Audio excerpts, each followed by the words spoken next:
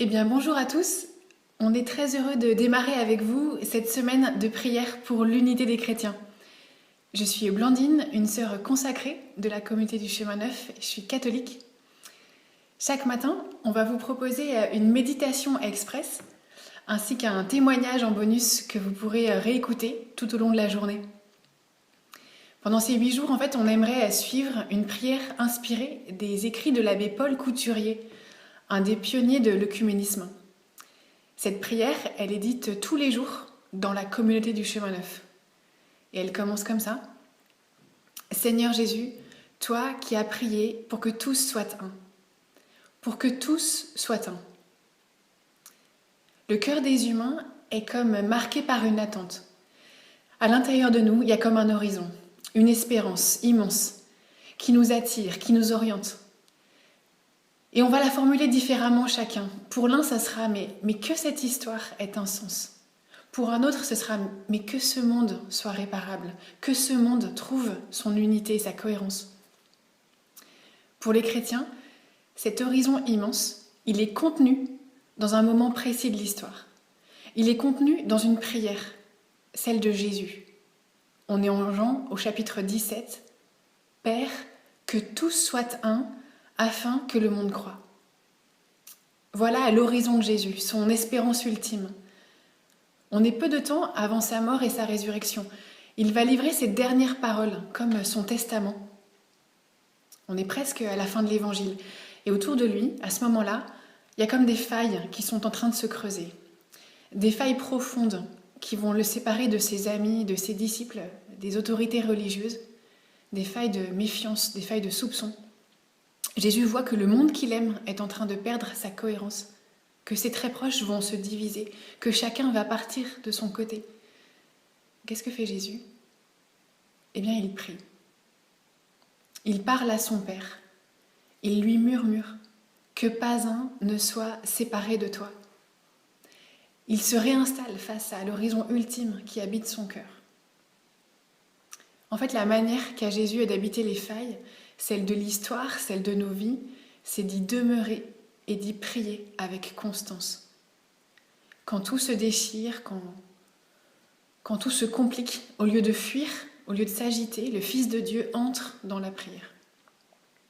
Et ça, c'est franchement déroutant. Pourquoi prier plutôt que de lever une armée pour se défendre ou alerter les médias ?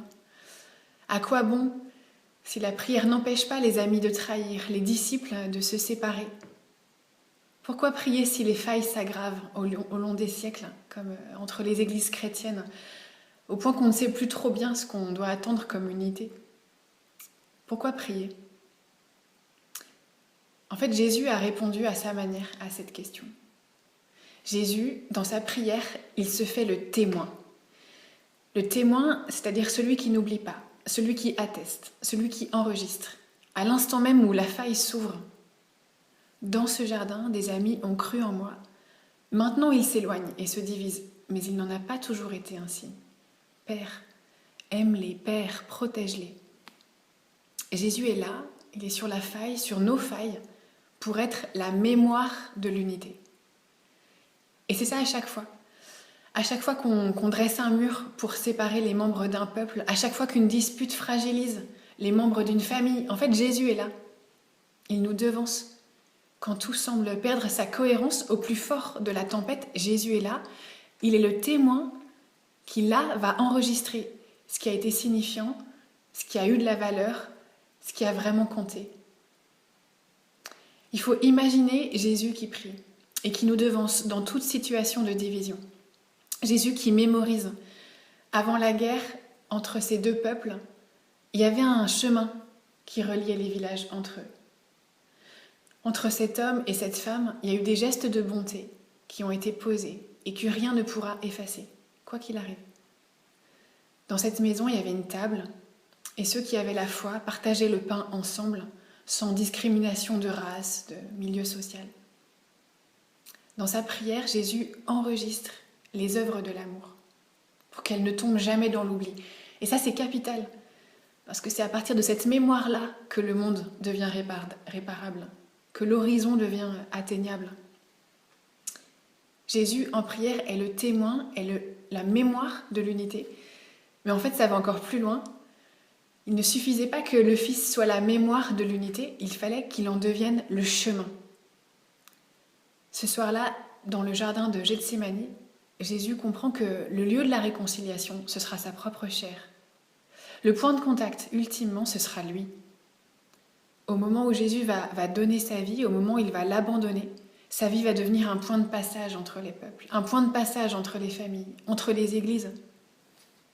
Sur la croix, Jésus est donc la porte qui permet de traverser les failles. Il est la porte où ceux qui sont loin et ceux qui sont proches peuvent célébrer les retrouvailles. Et c'est pour ça que le Père l'a envoyé. Nous, cette semaine, on a une seule chose à faire. Entrer dans la prière de Jésus, faire comme lui. Nous placer sur les lieux de division et demander que l'horizon de Jésus devienne le nôtre, demander l'espérance de l'unité. Et puis faire confiance. Parce que comme disait le pape François, le miracle de l'unité est en train de se faire. Et Dieu achève toujours les miracles qu'il a commencés. Pour aller plus loin, on vous propose un déplacement et 2 considérations. Le déplacement, c'est chez soi d'aller sur le seuil ou de se tenir dans l'embrasure d'une porte. Et là, faire silence. Et puis considérer. Ce seuil, il marque une différence entre chez moi et chez l'autre, entre dedans et dehors. Mais cette différence n'est pas une rupture. Et puis considérer encore. Le Christ est la porte qui relie les espaces divisés. Il est lui-même le point de contact. Et on peut demeurer sous la porte, demeurer en lui, laisser l'horizon se déployer à nouveau. Jésus, en sa chair, réparera les failles de notre monde, de notre vie. Bonne semaine de prière pour l'unité des chrétiens.